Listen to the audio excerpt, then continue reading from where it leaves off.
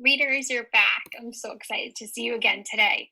I hope that your books really turned out to be books that you can't wait to read today as well, and you just don't want to put down. So, based on the work we did yesterday, how many of you, give me a thumb up, did some work where you thought about some of the observations, things that your characters did, like maybe went to the lunchroom, tried to make a friend, right? How many of you recorded some observations of things that maybe your character said, like suit yourself? Okay. How many of you used those observations to grow some ideas about your characters?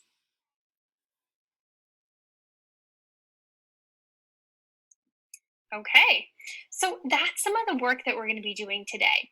And if I said something like, Zach sat at the lunch table and told a joke, that would be like reporting an observation.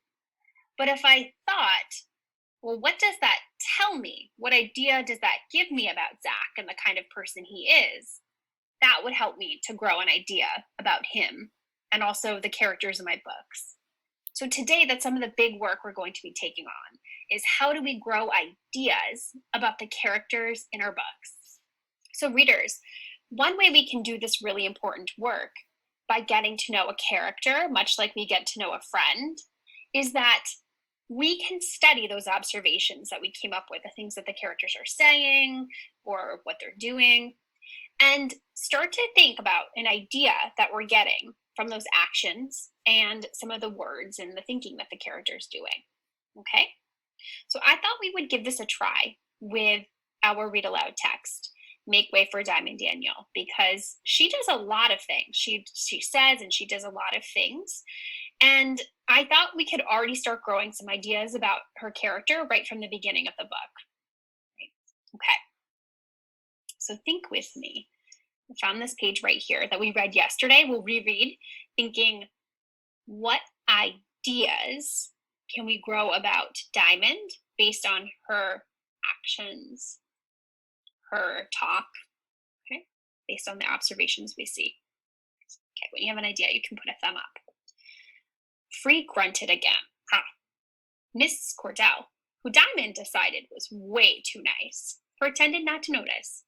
I hope you will all make Free feel welcome. Diamond shook her head. She already knew she didn't want to have anything to do with that boy. So of course, he took the seat right in front of her. Oh, brother, thought Diamond. Now I have to stare at his fat head every day. So based on her thinking right there, what she's saying to herself in her head, we're likely getting some ideas about her. Well, his head wasn't fat, really. It was a nice head covered with tight brown braids. His head was hard to see over, though, because he was so tall. When the lunch bell rang, even though he didn't deserve it, Diamond invited Free to sit with her. She knew how lonely it felt to be the new kid in school. But instead of being grateful, he mumbled, leave me alone. Diamond sucked her teeth. Too rude, thought Diamond. Aloud, she said, suit yourself, and went on to the lunchroom without him. So, when she says that about his head being fat and she sucks the air in her teeth, too rude, she thought. And then she said, suit yourself. We're getting some ideas about her characters, aren't we? So right now, will you tell me what ideas do you have about her character? You could say it into the screen. You could say it to a stuffed animal or pet at home, or somebody who's there with you. What ideas do you have about Diamond? You have at least one.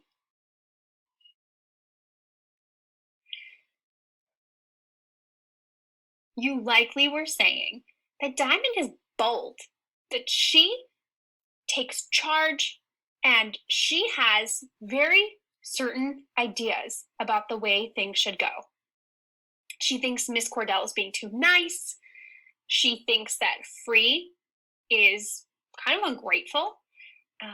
And then also at the end, she doesn't just shrug it off when he grunts at her and doesn't want to sit with her.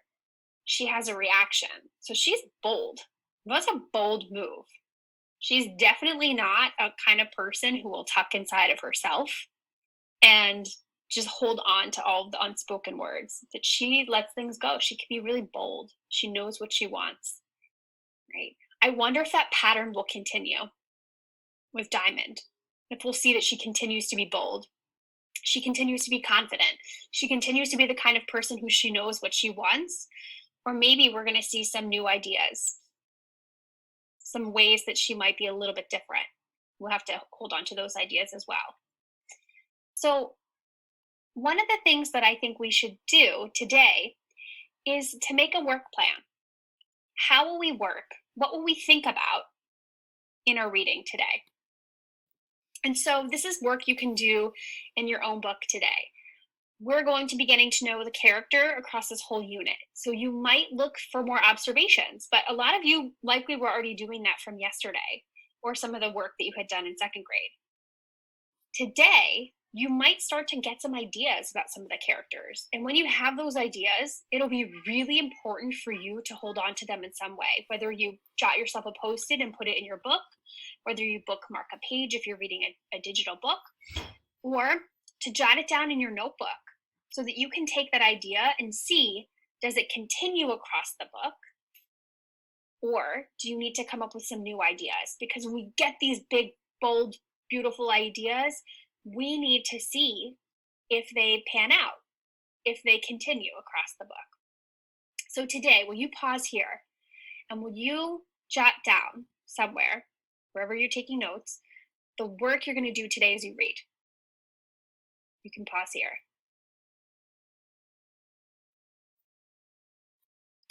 So readers, likely many of you are going to start to grow ideas about your characters if you haven't already done that. And if you have done that, you could start to jot down pages where the character continues that pattern.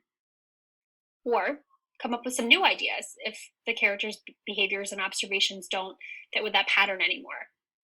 So the work you do today will help you to really grow, to get to know your character in more meaningful ways. I look forward to that, and I can't wait to see what you're reading. See you soon.